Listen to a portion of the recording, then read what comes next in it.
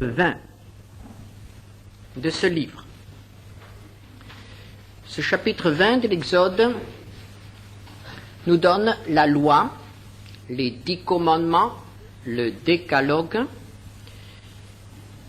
Cette loi est l'expression de la majesté, de la souveraineté, de la sagesse, de la sainteté et aussi de l'amour de Dieu. Car la loi a été donnée par Dieu aux hommes pour qu'ils vivent, pour qu'ils apprennent à lui obéir et donc à éviter les choses qui leur sont nuisibles pour qu'ils vivent. Dimanche dernier, nous sommes arrêtés au premier commandement. Il affirme l'existence d'un seul Dieu. Pas n'importe quel Dieu, mais le Dieu qui se révèle dans la Bible et par son Fils, le Seigneur Jésus-Christ. Il ne suffit pas de dire « je crois en un être suprême, je crois qu'un Dieu existe, encore faut-il connaître ce Dieu. Encore faut-il connaître le vrai Dieu. Le Dieu du Coran, le Dieu des philosophes, le Dieu des libéraux n'est pas le vrai Dieu. C'est le Dieu qui se révèle dans la Bible, qui est le vrai Dieu. Et si nous ne connaissons pas ce Dieu-là, nous ne connaissons pas le vrai Dieu. Nous passons maintenant au deuxième commandement. Exode 20, versets 4 à 6. Tu ne te feras point d'image taillée, ni de représentation quelconque des choses qui sont en haut dans les cieux, qui sont en bas sur la terre, et qui sont dans les eaux plus bas que la terre. Tu ne te prosterneras point devant elles, et tu ne les serviras point, car moi, l'Éternel ton Dieu, je suis un Dieu jaloux, qui punit l'iniquité des pères sur les enfants, jusqu'à la 3e et à la 4e génération de ceux qui me haïssent, et qui fait miséricorde jusqu'en 1000 générations à ceux qui m'aiment et qui gardent mes commandements. Tu ne te feras point d'image, tu ne te feras point de représentation des choses dans le ciel, sur la terre, dans les abîmes, dans les eaux, point de représentation. Est-ce que cela signifie que l'art est interdit? La sculpture, la peinture, on peut aussi y ajouter la photo. Est-ce que l'art, d'une manière absolue, est interdit par Dieu? Non. Dieu permet que nous représentions des choses. Dieu permet que nous représentions ce que nous voyons, ce qui existe. Et même que nous essayons de représenter le fruit de notre imagination. L'art n'est pas interdit par la parole de Dieu. Et nous en avons la preuve dans la parole de Dieu elle-même. Ce Dieu qui donne le commandement « Tu ne te feras point de représentation des choses qui sont dans le ciel » ordonnera, quelques chapitres plus loin, de représenter, par exemple, des chérubins. Des chérubins seront représentés, des sculptures, des statues seront représentées sur l'arche de l'Alliance, dans Exode 25, verset 18. Donc, juste quelques jours après avoir donné le commandement, Dieu ordonne de représenter des anges, des êtres célestes. Exode 25, verset 18, sur l'arche. Tu feras 2 chérubins d'or, tu les feras d'or battu, aux 2 extrémités du propitiatoire, donc dans le lieu très saint, le siège de Dieu, le trône de Dieu, représenté par 2 anges. Encore un peu plus loin, Au chapitre 26 de l'Exode, nous trouvons au verset 1er « Tu feras le tabernacle de 10 tapis de fin lin retors et d'étoffe teinte en bleu, en pourpre et en cramoisi. Tu y représenteras des chérubins artistement travaillés. Les tentures, les tapis qui servaient de murs, de parois et de plafonds pour le tabernacle, l'intérieur de la tente, nous avons représenté des chérubins. Sur les côtés et au-dessus, des chérubins. De nouveau des anges. Le voile également. Exode 26, verset 31. Tu feras un voile bleu, pourpre et cramoisi, et de fin lin retors, il sera artistement travaillé, et l'on y représentera des chérubins. Donc lorsque le souverain sacrificateur pénétrait dans le lieu très saint, que voyait-il? Il voyait des chérubins partout. Sur le voile, sur les parois, sur le plafond, sur le propitiatoire.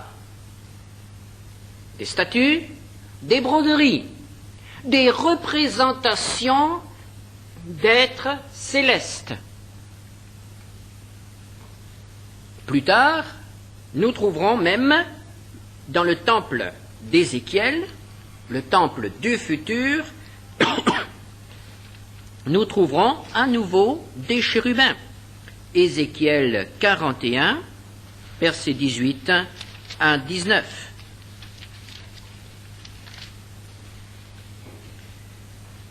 Et orné de chérubins et de palmes. Il y avait une palme entre 2 chérubins. Chaque chérubin avait 2 visages, une face d'homme tournée d'un côté vers la palme et une face de lion tournée de l'autre côté vers l'autre palme. Et il en était ainsi tout autour de la maison. Nous avons donc ici des représentations d'hommes, des représentations de lions, donc du monde animal, des représentations de palmes, le monde végétal, et dans un ensemble qui représente aussi le monde spirituel, puisqu'il s'agit de chérubins. Dieu n'est donc pas contre les représentations, les images, les sculptures, l'art sous toutes ses formes. Dieu n'est pas contre ces choses-là. Mais quelle est l'interdiction de ce commandement?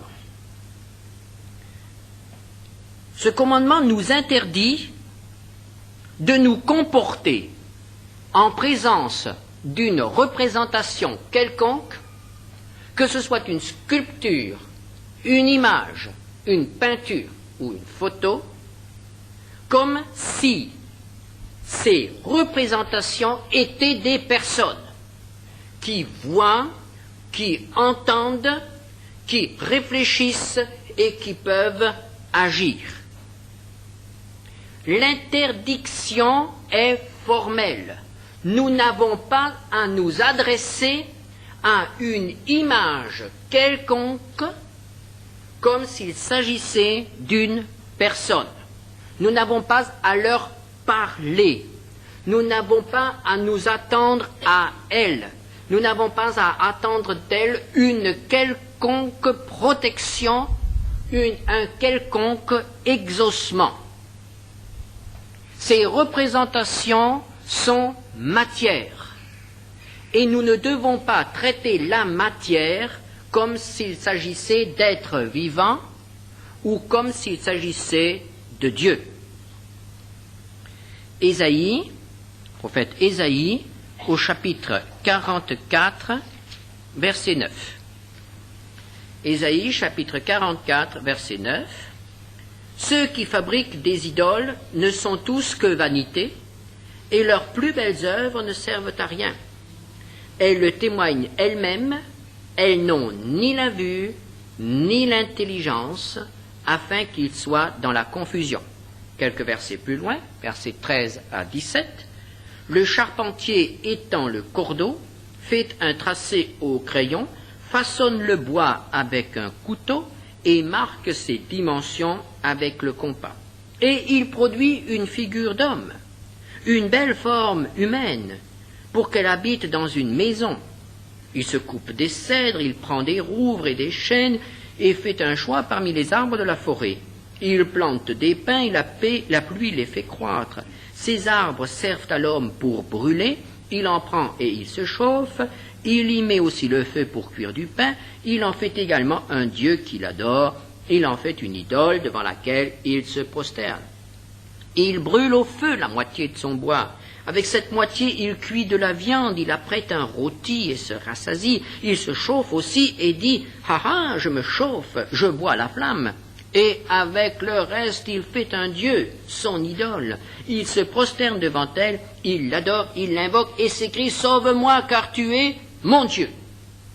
Le prophète Ésaïe fait ressortir avec une certaine ironie le comportement insensé de cet homme qui, avec le même matériau, se chauffe, fait cuire son repas et se crée un Dieu. Et attend de ce morceau de bois qu'il a lui-même façonné, attend de ce morceau de bois qu'il le délivre et qu'il exauce ses prières. Le bois qui a brûlé dans le feu et qui l'a réchauffé est le même que celui qu'il adore. Il n'y a pas de différence. Et si on prend cette idole, si on prend ce Dieu qu'il adore, et si on le jette au feu, il brûlera de la même manière que l'autre partie du tronc qui a déjà été consumé. Et l'homme ne fait pas la distinction. Pour une partie de l'arbre, il l'a traité comme ce que c'est en réalité, du bois, et l'autre partie, il lui donne un esprit, il lui donne un pouvoir, et il se confie en lui. Un comportement insensé. Et c'est ce comportement-là que Dieu désapprouve, qu'il interdit. Nous n'avons pas à nous adresser à la matière comme s'il s'agissait d'êtres vivants, d'êtres doués d'un pouvoir quelconque. Elles sont matière. Comment se fait-il alors qu'une partie de la chrétienté, ayant entre les mains la parole de Dieu, se soit laissée entraîner à une attitude, à un comportement idolâtre? Comment se fait-il que dans des églises dites chrétiennes, on peut voir des gens à genoux devant des statues représentant soit Jésus, soit Marie, soit un homme ou une femme quelconque appelé saint? Comment se fait-il qu'il y ait eu un tel glissement? Une erreur coupable. Comment en est-on arrivé là, alors que le judaïsme est tout à fait clair dans son enseignement et que l'Église primitive avait aussi un comportement tout à fait clair? Pas d'image. On peut expliquer rapidement ce glissement par deux erreurs. La première, extrêmement grave. Il s'agit d'une évangélisation superficielle, incomplète. À l'époque où les populations païennes se sont tournées massivement vers le christianisme, on s'est contenté de christianiser. Et pour faciliter la transition entre le paganisme et le christianisme, on a utilisé les lieux de culte païens en les transformant en lieux de culte chrétiens. Et on a souvent remplacé une statue, une idole païenne, par une statue qui représentait quelqu'un, un saint, ou un personnage biblique. Il s'agit là d'une erreur absolument coupable qui a entraîné des populations entières dans l'idolâtrie. On a simplement échangé les statues. Et puis il y a eu une erreur, disons, beaucoup plus subtile. Un glissement qui s'est produit au cours des siècles, lentement et dangereusement. Il s'agissait d'aider le peuple à se souvenir des enseignements de la Bible. La majorité du peuple était illettrée. Alors, soi-disant, pour l'aider, on a représenté les événements, les grands faits de l'histoire de la Bible, du peuple de Dieu, de l'Ancien Testament, ou les grands faits des évangiles, on les a représentés.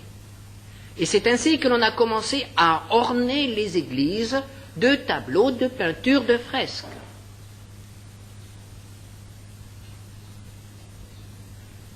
Et c'est ainsi que, progressivement, on a introduit les images, l'image, dans les lieux de culte. Et comme le cœur naturel est porté à s'accrocher à ce qui est visible, c'est ainsi que l'on a progressivement passé de l'adoration en esprit et en vérité à l'adoration au service de l'image. Évidemment, on nous dira aujourd'hui, personne n'adore une image. On adore Dieu seul. Mais on vénère ou on sert des statues ou des icônes. Cela, ce sont des distinctions théologiques. Mais le peuple ne fait pas cette distinction-là.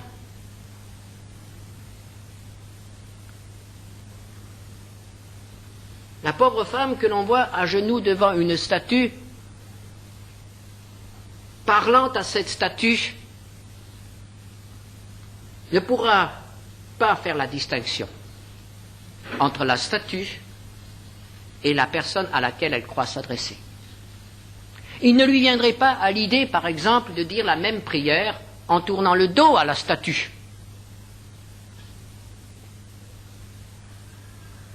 Ou en mettant un voile sur la statue.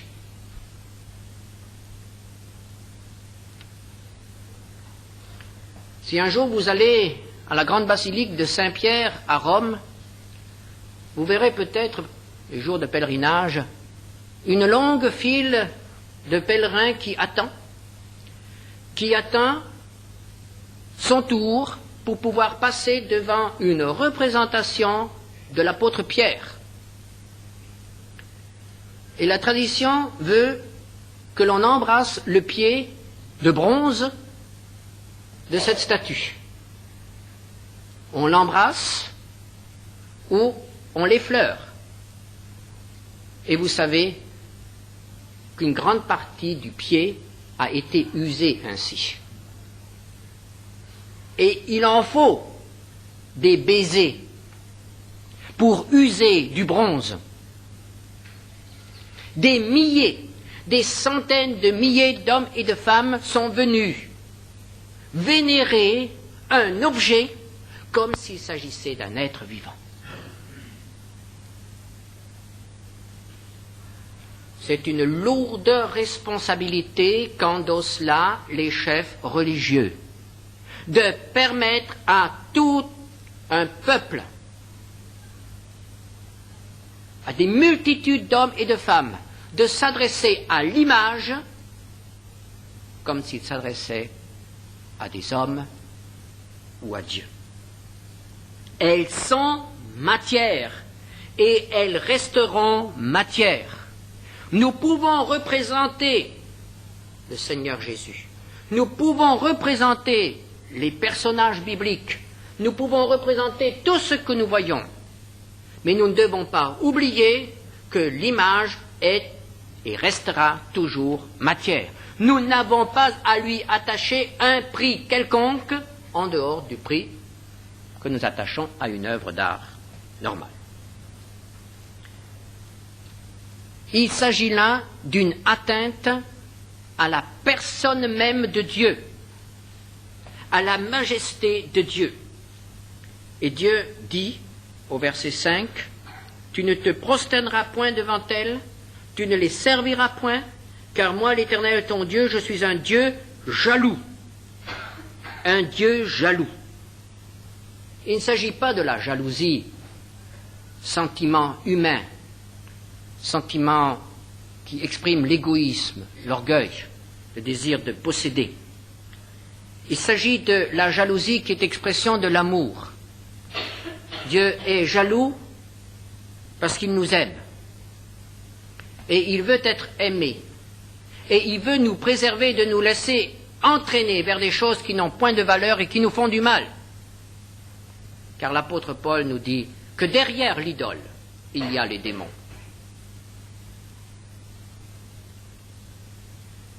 Lui seul peut sauver. Lui seul est digne de confiance. Si nous plaçons notre confiance en une médaille quelconque, en une amulette quelconque, si nous plaçons notre confiance en une image quelconque, ou même un crucifix que nous avons dans notre chambre à coucher, nous devenons des idolâtres et nous détournons notre foi du véritable objet, de la personne du Seigneur Jésus-Christ, pour la tourner vers ce qui n'est que matière, qu'un objet. Lui seul est digne de confiance. Et agir ainsi est ressenti par Dieu comme une manifestation de haine. Voici ce qu'il dit, et il punit jusqu'à la 4e génération ceux qui me haïssent. Se livrer à l'idolâtrie, c'est exprimer, c'est agir en haine contre Dieu. Pourquoi? Parce que nous portons atteinte à la personne même de Dieu. L'apôtre Paul exprime cela dans la première épître, dans l'épître aux Romains, chapitre 1er, où il parle de l'égarement des païens, qui, sachant que Dieu existe, qu'il est invisible, qu'il est parfait, ont changé la gloire de Dieu. Romains 1, verset 23. Ils ont changé la gloire du Dieu incorruptible en image représentant l'homme corruptible, des oiseaux, des quadrupèdes et des reptiles. Rendre un hommage quelconque à une image, et le mot idole, c'est le mot grec image, à une image, une statue, une icône, c'est porter atteinte à la gloire de Dieu. C'est changer la gloire de Dieu. C'est un avertissement qui doit être pris au sérieux. Et c'est aussi quelque chose que nous devons avoir le courage de dire. Comme il faut avoir le courage de dire qu'une certaine notion de Dieu n'est pas le véritable enseignement de la Bible concernant Dieu. Nous passons au 3e commandement. Tu ne prendras point le nom de l'Éternel ton Dieu en vain, car l'Éternel ne laissera point impuni celui qui prendra son nom en vain. Verset 7. Le nom est le signe distinctif de la personne. Il représente la personne. Jésus a fait connaître le nom du Père à ses disciples et à nous par eux. Jean 17, verset 6, « J'ai fait connaître ton nom aux hommes. » Le nom de l'Éternel, la personne de l'Éternel, est un refuge en cas de besoin, en cas de danger. Proverbe 18, verset 10, « Le nom de l'Éternel est une tour forte, le juste s'y réfugie et se trouve en sûreté. » David, lorsqu'il s'est présenté pour combattre Goliath, lui a dit, dans 1 Samuel 17, verset 45, « Je marche contre toi au nom de l'Éternel des armées. » Il ne s'agit pas d'un usage superstitieux d'un nom, mais il s'agit de la personne qui est représentée par ce nom, qui est désignée par ce nom. Le nom désigne la personne. Le nom en lui-même n'est rien. C'est la personne qui le porte qui est importante. Et ici, il s'agit du Dieu souverain de l'univers. Dieu ici protège son nom. Et le commandement interdit d'utiliser le nom de Dieu en vain, un usage abusif du nom de Dieu. Comment pouvons-nous abuser du nom de Dieu? En l'associant, par exemple, au mensonge, alors qu'il est la vérité. C'est le premier sens de cette interdiction. Il est interdit de dire « je le jure au nom de Dieu », alors que on sait très bien que ce que l'on dit n'est pas vrai. Lévitique 19, verset 12. « Vous ne jurerez point faussement par mon nom, car tu profanerais le nom de ton Dieu, je suis l'Éternel. » Faire couvrir notre mensonge, notre fraude ou notre infidélité par le nom de Dieu, qui est le Dieu de vérité, qui est le Dieu fidèle, est une atteinte à son nom. Comment abusons-nous encore de son nom? En nous réclamant de lui tout en agissant mal. 1 Timothée 6, verset 1. Que tous ceux qui sont sous le joug de la servitude regardent leur maître comme digne de tout honneur, afin que le nom de Dieu et la doctrine ne soient pas blasphémés. Ou encore, Romains 2, versets 23 et 24. Toi qui te fais une gloire de la loi, tu déshonores Dieu par la transgression de la loi, car le nom de Dieu est à cause de vous blasphémé parmi les païens, comme cela est écrit. Ou encore dans 2 Timothée 2, verset 19, la dernière partie du verset, « Quiconque prononce le nom du Seigneur, qu'il s'éloigne de l'iniquité. » En agissant contrairement aux enseignements de la parole de Dieu, tout en nous disant serviteurs de Dieu, c'est une atteinte au nom et à l'honneur de Dieu, notre maître. Le serviteur honore ou déshonore son maître.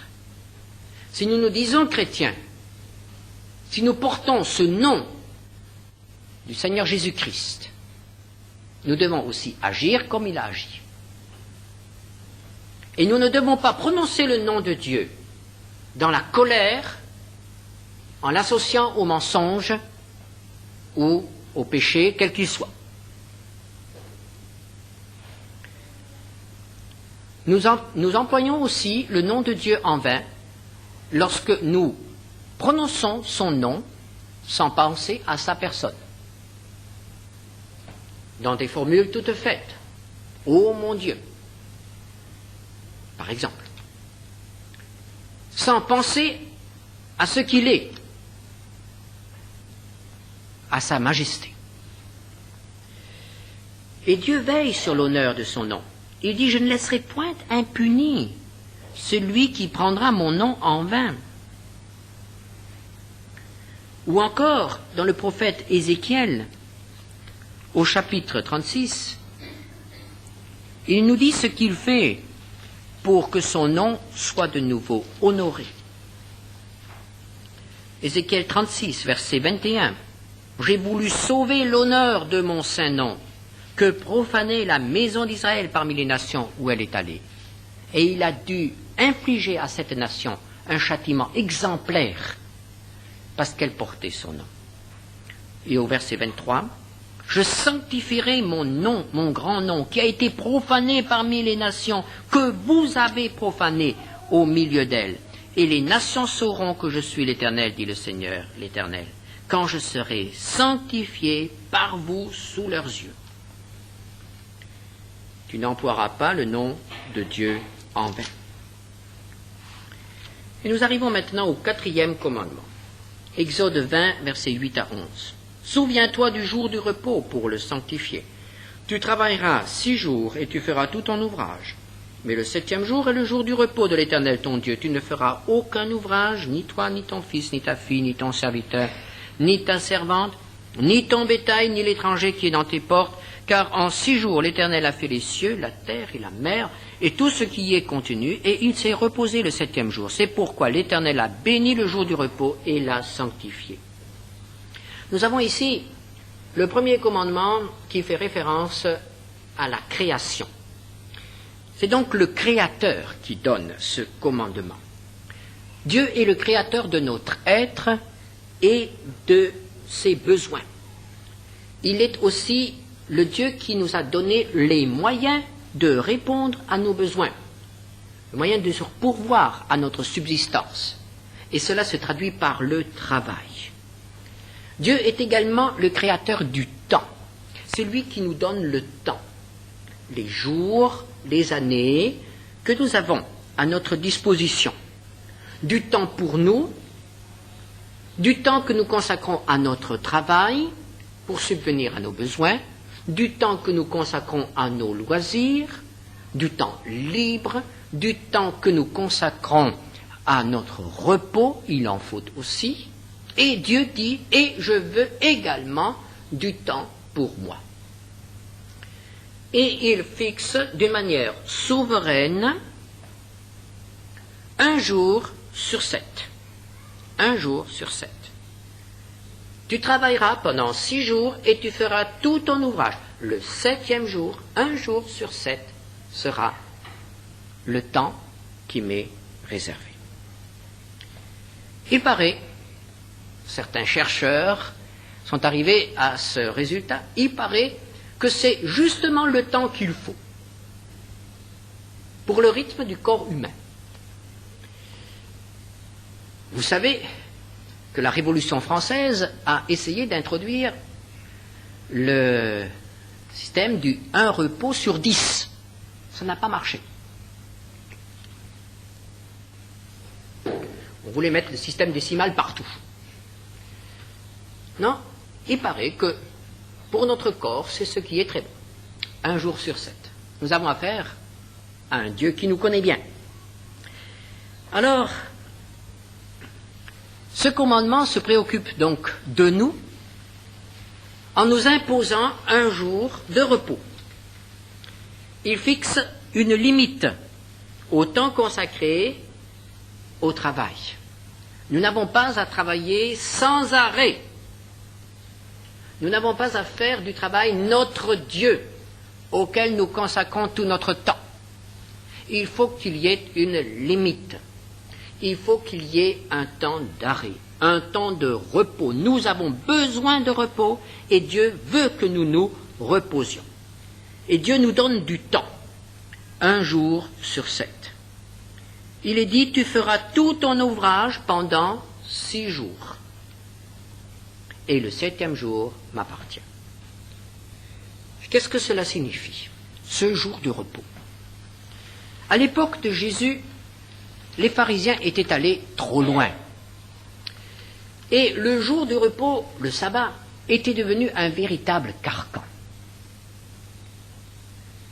Le juif pieux devait veiller à ne pas enfreindre la loi du sabbat jusque dans les détails. Et je suppose qu'il passait sa journée à se demander s'il pouvait faire ceci ou si cela était interdit. Il y avait beaucoup de choses. J'ai par exemple connu des voisins israélites qui, en bon israélite, n'allumaient pas leurs bougies le jour du sabbat, évidemment, n'allumaient pas non plus le gaz pour faire cuire leur repas. Mais le pire, c'est que, par exemple, le jour où la bougie s'est renversée sur la table, sur la nappe, ils n'ont pas eu non plus le droit de l'éteindre. Et il a fallu que ma mère aille vite éteindre le début d'incendie qui se déclarait. Là, nous avons une application stricte du sabbat, mais une application qui déborde la pensée du Seigneur. Le Seigneur veut que le jour de repos soit un jour de joie, un jour de paix, un jour de détente. Et c'est la raison pour laquelle il ne nous enferme pas. Il ne nous enferme pas dans des prescriptions qui deviennent un fardeau.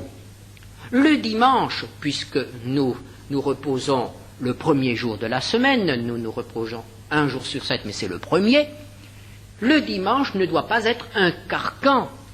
Il doit être du temps qui nous permet de nous épanouir, qui nous permet de reprendre nos forces physiques et, j'insiste, psychiques et spirituelles.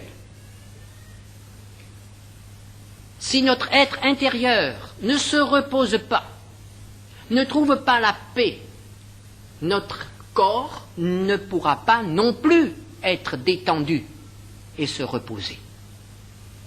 On peut passer un mois de vacances dans le coin le plus idyllique du monde, mais si on est rongé par les soucis ou si on est en conflit avec Dieu, ce mois de vacances sera gâché, perdu, parce qu'on n'aura pas la paix intérieure. Comment utilisons-nous notre journée, notre sabbat? Comment l'utilisons-nous? C'est peut-être à revoir. Et nous sommes parfois portés à faire le dimanche des choses que nous n'aurions pas vraiment besoin de faire. Je dois dire, dans l'expérience que j'ai maintenant, après quelques années de marche avec le Seigneur et en observant un petit peu autour de moi, je dois dire que j'ai rarement vu un chrétien qui travaillait le dimanche avoir vraiment une bénédiction de son travail du dimanche. D'une manière ou d'une autre, ça se paye toujours. Évidemment, j'exclus le travail imposé, un médecin, une infirmière, ou tous les services qui doivent fonctionner, la vie doit continuer. Il est évident que certains d'entre nous sont obligés de travailler le dimanche, c'est certain. Et ne comprenez pas maintenant que la malédiction de Dieu est sur vous. Non, il ne s'agit pas de cela. Mais si vous travaillez le dimanche, rien ne vous empêche, pendant votre dimanche, votre travail de dimanche, d'élever votre âme devant le Seigneur et de consacrer ce travail au Seigneur. Et puis vous aurez votre journée de repos dans la semaine. Eh bien, que ce soit le lundi, que ce soit le jeudi, que ce soit le mercredi, vous en ferez un dimanche. Vous en ferez un dimanche, c'est-à-dire que vous consacrerez du temps au service du Seigneur, à l'étude, à la méditation de sa parole, à la prière. Ce n'est pas le premier jour pour nous qui est absolument le jour fixé, mais c'est un jour par semaine. Le Seigneur nous a donné des lois, non pas pour nous écraser, mais pour nous aider. Et ces lois, nous voulons les prendre à cœur.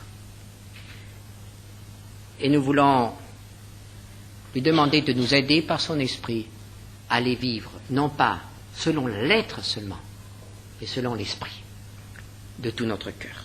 Prions ensemble.